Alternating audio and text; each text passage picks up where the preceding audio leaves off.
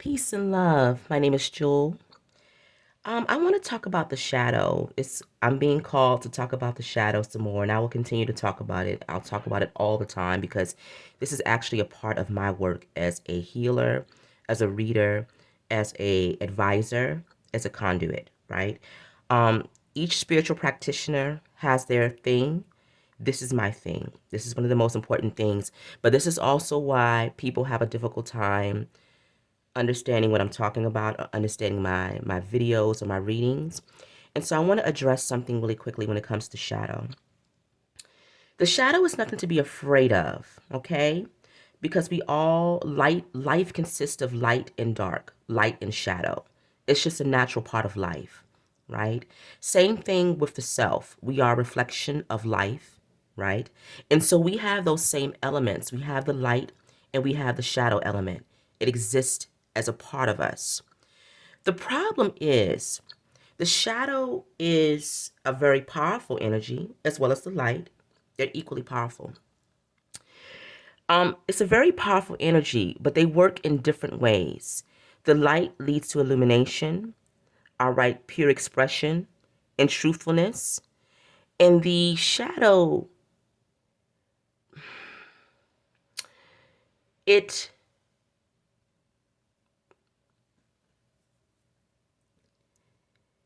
it's negative in a way that it highlights, because it still highlights certain things, but it highlights those things that you would like to keep hidden, right? Things that you don't actually want to bring into the light. And what happens with the shadow is if you haven't brought that thing to the light to be reviewed, then it has a chance to wreak havoc over your life. All right. And so I'll give you some examples so that you can have an understanding. We'll talk more about it. So one of my shadow parts that I constantly deal with. Keep in mind the shadow element is a part of you, so it doesn't go away. There's no magic cure where we don't have the shadow element anymore. The politicians and ones that we talk about, I'm not going to name any names, these people operate completely in shadow. They have no understanding of the light energy, which is a spirit. They don't understand the spirit, all right? The spirit wants to lift up out of the shadow. The spirit has to lift out of the shadow in order to ascend, in order to be free, in order to be realized, right? The shadow will hold the spirit back. And so that's what you want to kind of think about, the push and the pull. They both exist within the same person, but one wants to lift up out of it and one wants to stay in certain energies. And the shadow would like for you to stay in a certain energy. The benefits of the shadow are, I sometimes feel like they far outweigh the benefits of the light in terms of materialism, in terms of what we are told we are to desire in this world, to desire on this planet. If we're looking at other people and what they have, if we're trying to aspire to be something that we're not, the shadow holds true to that. It wants that. It wants you to have envy. It wants you to have those desires to always keep moving and giving into the machine. Look at the last reading. The shadow delights in that, right? And so because of that, the shadow has rewards. The rewards are swift in shadow. The spirit is damaged and the soul is hurt because you don't feel good really if you actually can look into yourself and look into your spiritual being, and you're sad deep down because you constantly hurt your shadow. But the rewards are there. So it's the idea between something being tangible, able to put it in your hand, and not tangible, which means you can't see it. And so those are the two differences. The shadow gives you things that are tangible, good or bad. All right. Most of the time they're bad. But the light, the results with that are so slow, that sometimes you feel like you're not doing anything at all when you're coming up out of it. One of my shadow elements is my father. I didn't know him. I think I might have seen him maybe 2 times. One time, I went to the jail to see him, got there, and they told me that I wasn't even on the list to see him. I could have been like 4 or 5 then. My mom had took me to see him. No communication. Maybe we wrote a couple of letters. Lots of pain with that. Lots of hurt that came with that. All right? That shadow haunted me my youth, my teenage years, early 20s, 30s, 40s. It's still there. It's not gone. But what happened was earlier on, maybe in my 30s, when I started to really understand spirituality, really not understanding spirituality, because that's not what it is. Spirituality is really just a self. So understanding me, the forgiveness has to be there. Because what? I'm alive. And so I give thanks for life. I give thanks for that gift that was given to me. The fact that I'm here on this planet, I'm able to share this information with you. And who knows? That was a part of the lesson. Because if he was in my life, things could have been different for me. And so I honor that wherever I am and wherever he was a part of our spiritual making and a part of our spiritual journey. But if operating in the shadow, where I'm distrustful of people, where I'm sad about my life, where I feel like I'm not wanted, this is where I've been here, where I feel like I'm not loved. All right, as a child that goes into me being a teenager, feeling I'm not understood, feeling like somebody threw me away, feeling like I'm not loved. And then I'm an adult, feeling like I'm not loved, right? And so what happens is you decide that you're going to look at other people to validate you and give you that love, when in actuality, the love comes from within. It's within the self. It's who you are. Maybe that person didn't love me. They had their own shadow to deal with. My dad had a very, I feel like I know he was adopted. So he had his own things, that he was dealing with. He didn't feel loved. And so we can't hold others accountable for healing that we have to do within ourselves. Even my mother choosing him could have been shadow. She said he was handsome. We get that. Lots of charisma, very charismatic. And I want to talk about that too. Charismatic people sometimes can be the most dangerous because they have a big personality to hide behind. And so when you actually get to the depths of that person, because they give you so much, and then you end up having to sift through what's real. That's what's dangerous. So keep that in mind. People who are grandiose and show and always talking and always telling and always doing and blah, blah, blah, blah, blah. People like that, sometimes they haven't sat with themselves. A lot of times they haven't. They've created a persona and they've created a character and they hide behind that person. This is just for me to tell you all so you can be prepared and aware of those things. All right? Like I said the last reading, true spirituality, true spiritual work, it's not something that it requires is work. It requires work. So the shadow can't be mantraed away. It can't be mantraed away. I mean, it helps. I am loved. Yes.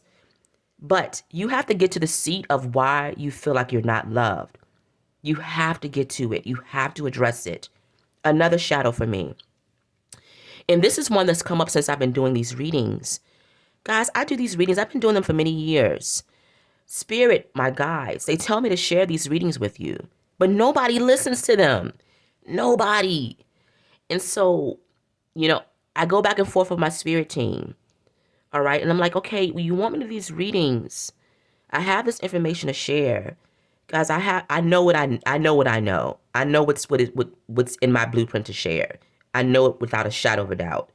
Because I've been here, I've done the work, but also it's what I came here with. We'll talk more about that as you get into your spiritual purpose. But nobody listens to the readings. And so I'm like, as a child, when I said certain things, did people not listen to me? And then even with my father, he wasn't there. He didn't listen to me, And so did I go through my youth feeling like I wasn't heard?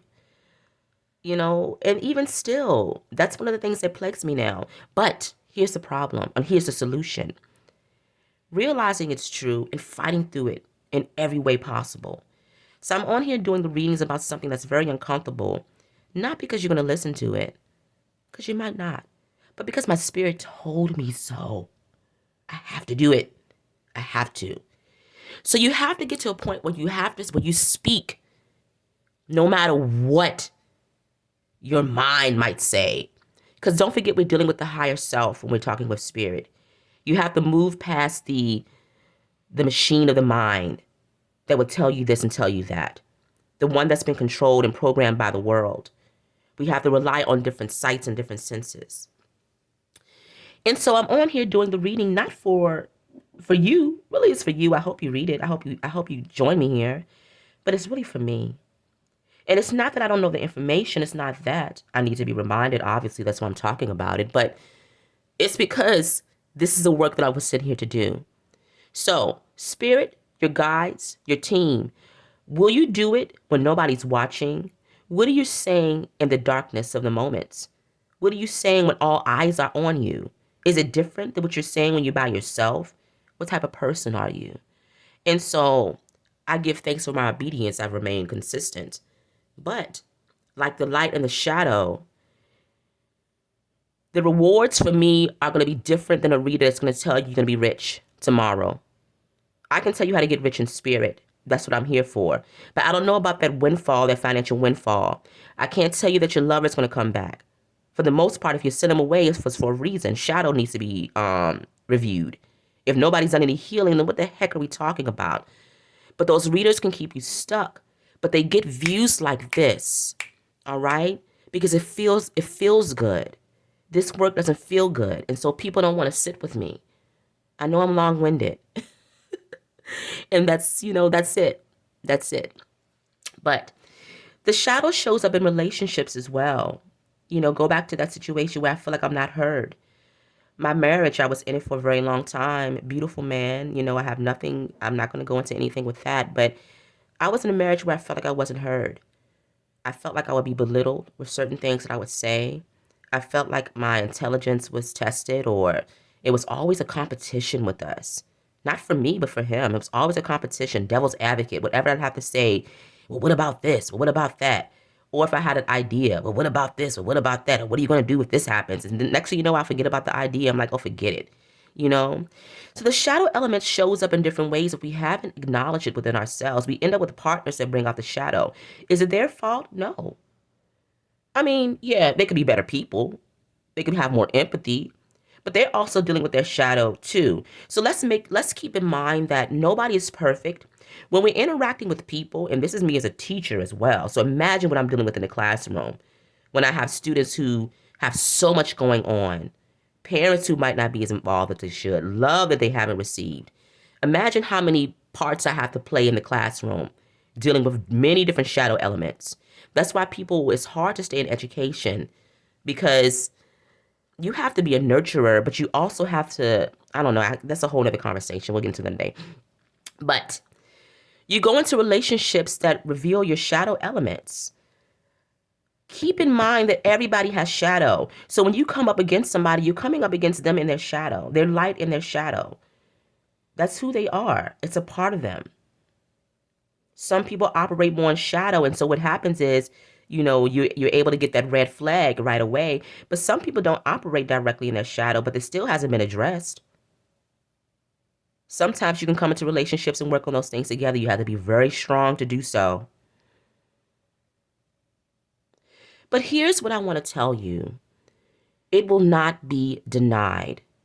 If you don't work on it, if you don't want to understand it, if you don't want to understand why you are in a sad place, a hard place, why you can't get over certain things, it stays happiest. The shadow will not be denied. It's like, yes, I have you here. Because don't forget, as above, so below. We are constantly involved in life in a spiritual matter. People don't think that. They think, oh, I go to church on Sunday. Oh, I meditate on this day. Oh, I go to the guru and he tells me this. That's not what life is about. Life is spiritual. Monday through Sunday, whether you know it or not. And you're playing and interplaying with the spiritual realm, whether you know it or not, because you contain a spirit, a part of that realm, that will like to return to its home, and it needs you to get it there. Keep that in mind. So whether you're engaged with the spirit realm is engaged with you. And so you have to operate and move in your life like you understand that. Also, another example of shadow, I'm going to put this in as a pop culture moment, and I think this is something that's important to understand. Will Smith, we'll take him for example. He went to Peru in, I don't know what year he went there. He did the ayahuasca, which people, they go and they want to experience a Peruvian ceremony, which for me, I have issue with that. Okay? You have to be really careful with that because that's not your culture. Nothing wrong with going to experience something, but let's be respectful of people's cultures. Let's be respectful of people's traditions. All right. And let's not think it's going to heal us completely. I think he did so many of those ceremonies. He went there and did all these ceremonies, but yet he still stood on stage and he slapped that man in the face because the man said something that did not effing matter. All right. Who cares what somebody else is saying? Who cares what somebody says? Case in point. The shadow can't be ceremonied away. It can't be mantraed away. You do not get on a plane to go and address it. You do not go to talk to somebody else to have them make it go away. You can talk to somebody and they can help you know what it is. That's what I do. But you have to work on the shadow with yourself. Spiritual work is not passive. You can't sit back and think that somebody's going to give you the answers to the solution. You can't yoga it away. All right? You can't do these things. You have to work on it. It requires tears. It requires a serious confrontation. It requires going into the depths of your soul. It requires going into the past. It requires going into those things that you've suppressed. For Black people, it can also be going into our ancestry. That's the work that I do, ancestral worker. I'm talking about feelings of inadequacy, feelings of not feeling loved, not feeling understood, not feeling a part of humanity, playing the role, because that's a part of the shadow too. Black people were taught, our ancestors were taught that they weren't human. That's something that's serious to unpack. People are like, okay, why are you all still talking about slavery? Well, guess what? I'm not talking about it for you. I'm talking about it for me so that I can heal. So that I can heal them too because we're energetically connected. Energetically heal the bloodline. That's shadow too, thinking some shit is all about you. It's not about you. It's about me. Just because I say something doesn't mean it's about you. Did I say it was about you? That's a whole other story. But the shadow will not be denied. I don't want to go over my time limits on Instagram. I can talk for a very long time, guys. This is what I do. This is the work that I do. I'll be back. All right. We'll talk some more. Peace.